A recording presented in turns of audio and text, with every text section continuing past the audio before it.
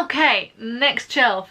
First off though, we have my little thingy thing of bookmarks, where I keep all my bookmarks in and things I use as bookmarks. We also have, on this end, we've got, this is my PS Vita, and then we've got my little hip flask that I got from my sister that I haven't used in ages. I used to use it when I went out, like it only had water in it, because it's nice and it's little and it fits in my little bag, but I don't go out anymore, so. Isn't it nice? Nice little hip flask. Oh, and also my old Kindle case. See what I mean when I don't like throwing things away? This, oh, I don't throw this away because it's got other stuff in it.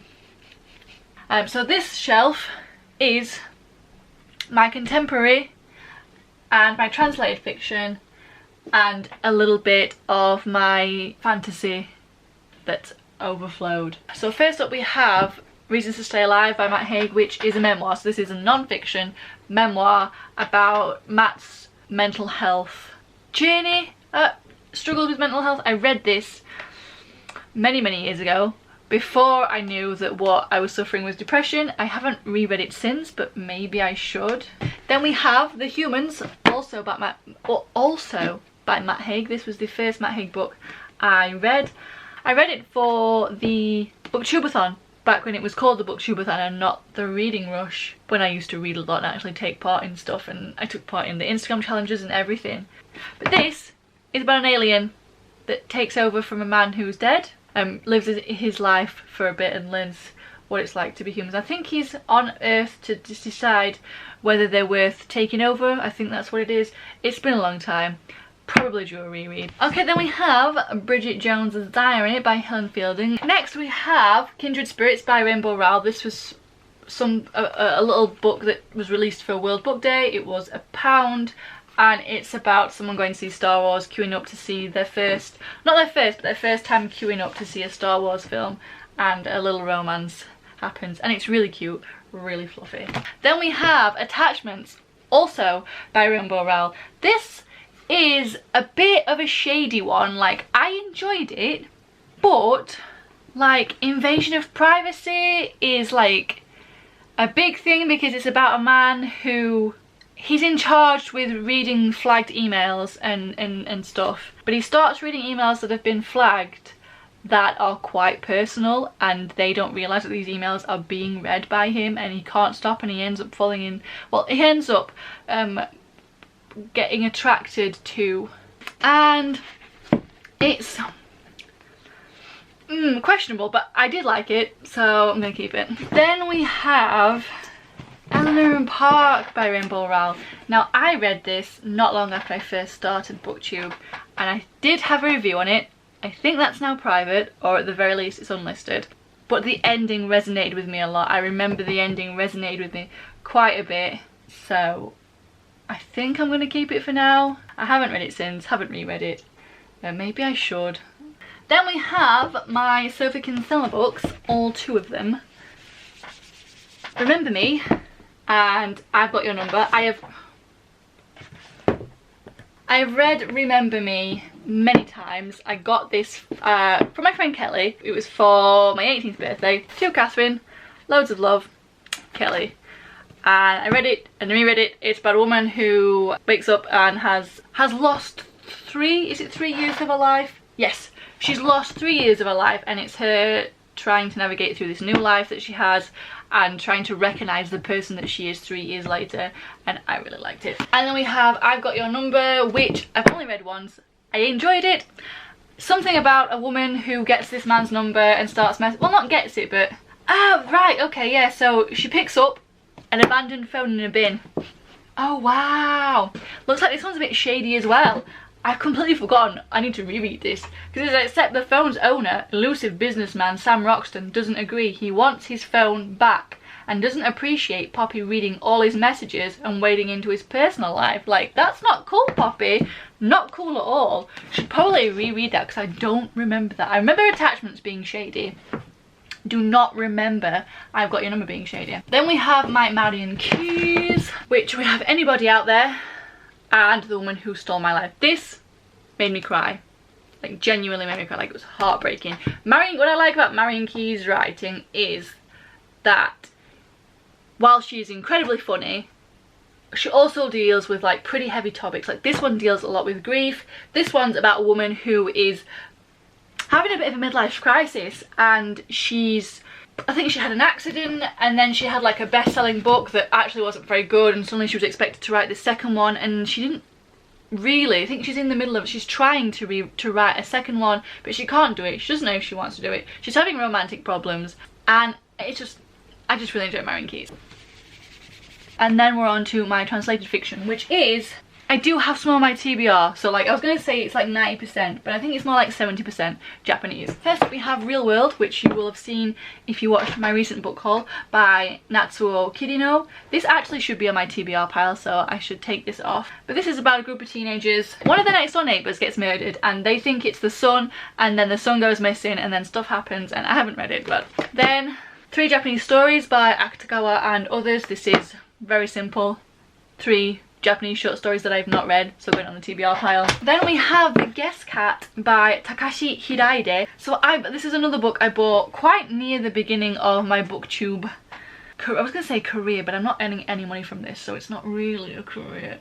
My booktube life. And I picked it up because the cover is like, look at it with the cat with its little shiny eyes and the shiny thing. And this is really stupid and really simple. But you know when it just connected, like I have no idea what it is about it, but this sat with me for a long time afterwards. Like it stayed for a while. Like I genuinely had thoughts about this that I tried to put into a review and then never did, but maybe I'll reread it and try again. Like I'm a bit older now, I have less brain cells, but maybe, you know, maybe it could work.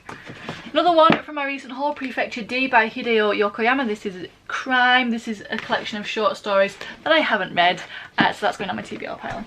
Then we have 6-4 by Hideo Yokoyama, crime, but this is more like, this is like the press section of the police department, and it's about the politics of the police department, and it's quite slow paced, about a cold case, but it's coming close to the end of when they can actually arrest somebody for it. Then we have these three books that used to be a collection of 6 books that came with me from Japan, part of my Japanese literature classes. The ones missing are The Sailor Who Fell from Grace with the Sea and is it First Snow? Both by Yukio Mishima. Me and Mishima do not connect. I would gladly set those on fire. And then the other one was Master of Go by a bloke whose name I have forgotten. Our teacher taught us how to play Go before we read this book in order to better understand it. Go is really hard. I did not grasp it. I have forgotten all the rules, and that book was boring as fuck. So all that's left are A Personal Matter by Kenzaburo Oe. This is like semi-biographical, I think, because it's definitely influenced by his real life. Honestly, the main character in this is like despicable. He's like not a very like cool person. His wife gives birth to a brain damaged child, and it's like the stuff he goes through. Like I haven't read it in a while, but definitely probably trigger warnings for this, so like look into it if you ever consider reading it. But I know Oe, I think himself, his actual child in real life had brain damage, known for his accounts of the atomic bombing of Hiroshima and his own struggle to come to terms with a mentally handicapped son. So I think this is definitely taken from like inspired by his real life, but like it's awful. He's awful. Probably need to reread that. Then we've got Cockcrow by Soseki Natsume. I've been calling him Natsume Soseki, but it's obviously written the other way around on here. Soseki Natsume. This, I'm gonna be honest, forgotten almost everything about it. It's about a man and his teacher, or someone he comes to call sensei. If you want to know more about it, actually, recently Seiji from the Artisan Geek has done a really good review, like giving like background on the time that Natsume wrote this and the sort of stuff. Like it's really in depth, and she's like clearly spent a lot of time researching it, so like I will link that. Go check that out if you want to know more about Cockcrow, because I don't remember. I need to reread this. And then we have No Longer Human by Osamu Dazai, which I mentioned in my haul because I hauled the manga edition that has been the manga adaptation by Junji Ito. This is definitely semi-autobiographical. It's just about a man who like, he just, for varying reasons. He just like feels like he's no longer, like he's not qualified to be human anymore, and there are many, like, trigger warning for suicide attempts, probably suicide ideation. I've not read it in a while, so like definitely keep that in mind. But the author himself did eventually die by suicide. This one's heavy, and I need to make sure I'm in the right frame of mind before I read this, because it could send me spiraling. Okay, then we have two classics, like old classics. We've got The Tale of Genji by Lady Murasaki. I think this is like often said to be like the first novel, or something to that. One of the earliest, yeah. It's considered the supreme masterpiece of Japanese prose literature and one of the world's earliest novels. It actually comprises of 6 parts, the first part of which is reprinted here. I had no idea it was in 6 parts. I need to A, reread this, and B, look into the other 5. And then we have The Pillow Book of Sei Shonagon. This is like a collection of little notes and things from Sei Shonagon, who was a court lady in 10th century Japan at the height of the Heian culture. And I think they're not necessarily collected in like chronological order or anything, I don't think. I think they're just, I don't know, I should probably reread it. But yeah, I bought these during my first year of uni, like when I first started, when I was studying Japanese, just, you know, to show interest. Back when I was enthusiastic about studying. Then we're moving on to ones by an author you've probably heard of, and they are by Haruki Murakami. And first up we have Kurulus Tsukuru Tazaki and His Years of Pilgrimage. This is the most recent one I've read by Murakami, and this follows Tsukuru Tazaki, who is pretty average, just sailing through life, not really like trying too hard, can relate. But for some reason during school his friends just stopped talking to him, never told him why, he never bothered to find out, till he was telling his partner and she was like, why did you never find out if you never asked them? So it's him like talking, like getting back in touch with his friends and finding out and whatnot. Then we have South of the Border, West of the Sun. This, I think this is about a man who gets back in touch with someone from his past. I haven't read this in a long time actually. I read this before, I might even have read this before I started uni. Then we have After Dark. This was the first Murakami book I ever read, and it was really interesting. I know some people I know say that this is the worst, like this is really bad, but I liked it. But it's like snippets, I think, of different, I love like seeing different snippets of people living their life in the same place, and I just really enjoyed that, and I think that's what this was, can't remember. And then we have Norwegian Ward. This one I remember being quite hard for me to read at the time, like I had to make sure I was in the right frame of mind of this. When I first started reading it I just couldn't. I eventually got around to reading it, but I don't remember what it is. The back doesn't really tell me much, I don't remember. Then we have Battle Royale by Koshun Takami.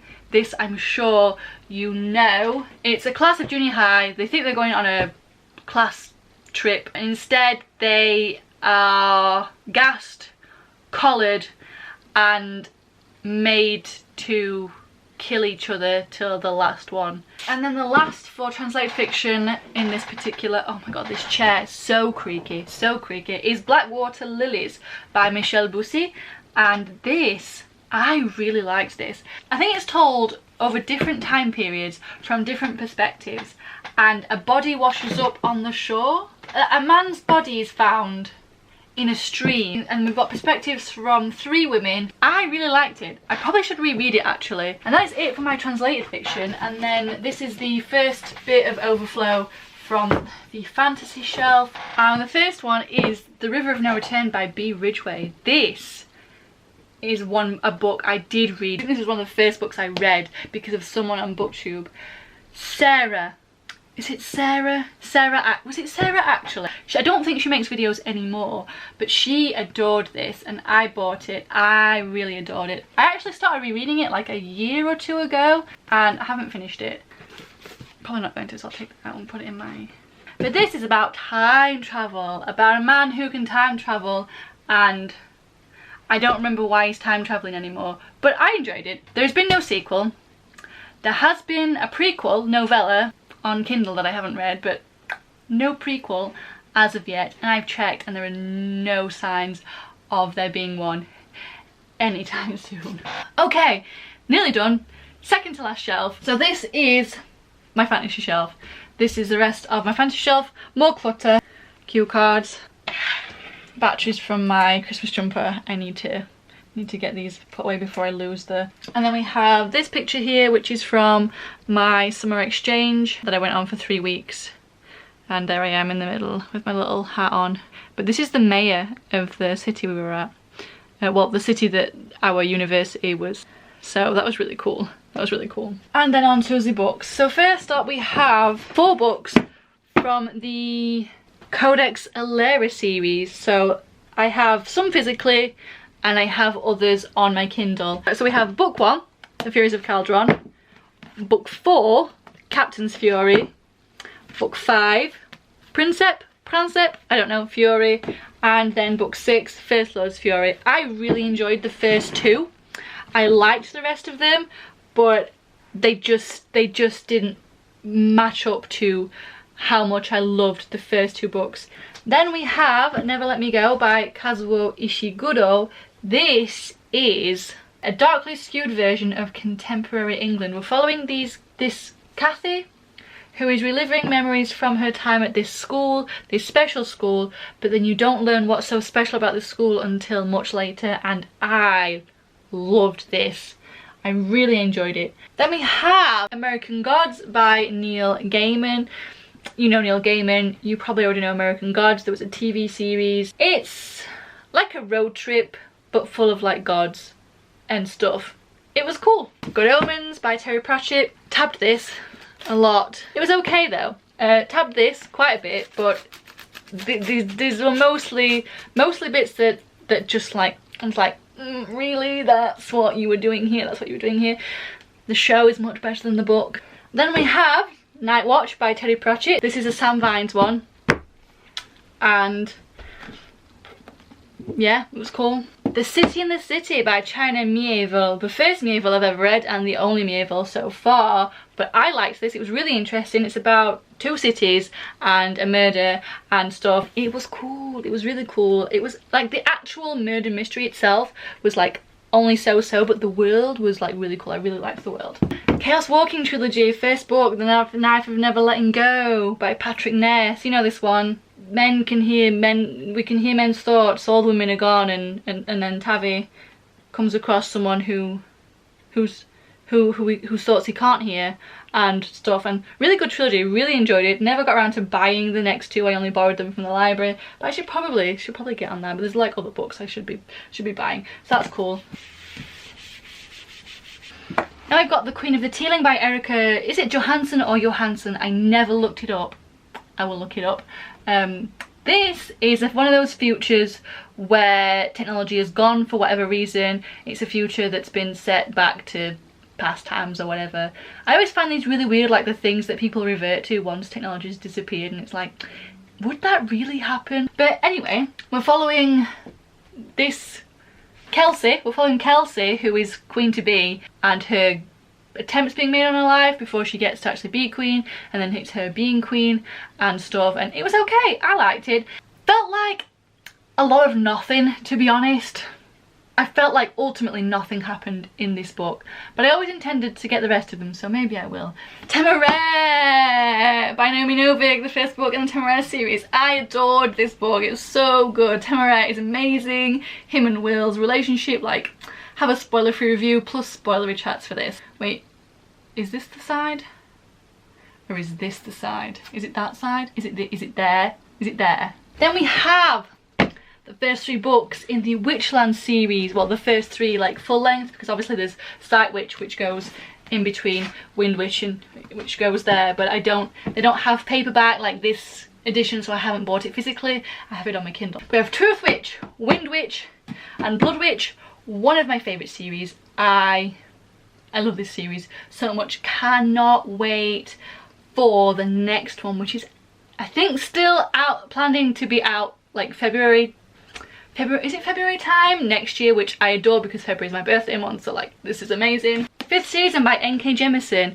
Everybody raves so much about N.K. Jemisin, and I finally got around to reading this and it was good. It is good. Then we have my Lord of the Rings book, which is an absolute beast. It has all the appendix in the back, like with language learning and stuff. Like I could learn a language if I really wanted to. I mean, I've got time, maybe I could. Will I? Probably not. And then we have what should be my box of The Magician's Trilogy by Lev Grossman, but the other two are still on my TBR pile. So currently on The Magician's is there. Okay, so last shelf, last one, well, the last shelf on this bookcase, but honestly I think I'm just going to do this bookcase because I am tired. Right, get the clutter out of the way. So first up we have Basel Tin, my little rabbit keyring that I don't wear because I don't want to ruin because he's so soft, so soft. And like, he has eyes, but because he's so fluffy, you can't see, but and yes, he is named after Baz. What of it? Then we have, this is from my summer exchange, this is my host mom and my host sister, Erica. Like, this is the little card they gave me when I left. Then we have a compact that I don't use very often. Ugh. And this was from my older sister's, wearing glasses, Catherine. It's from my older sister's hen do that I keep just because, like, aesthetically I think it matches well with where I've put it on here. So I'm always going to keep it because, like, you never know when you might need one of these. And this is the rest of my fantasy, and this is where my sci-fi lives as well. I do not have much sci-fi, but what I do have lives up here. So first up we've got The Long Way to a Small Angry Planet by Becky Chambers and A Close and Common Orbit, also by Becky Chambers. These are the first two books in... Is it the Wayfarers? Is that what this series is called? I don't know. There is a third book that I have not read, but these are really good. Like, this is very, very much character driven sci-fi, and I am here for character.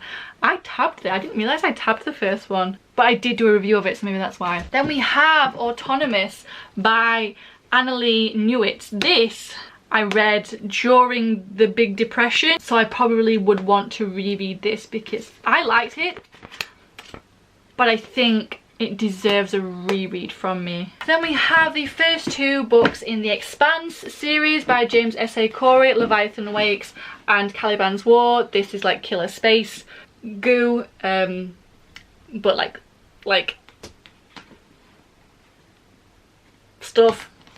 I'm enjoying it. I need to get the rest of them. And then we have Want by Cindy Pon, which I started reading ages ago and only recently managed to finally finish. I do believe there is another book.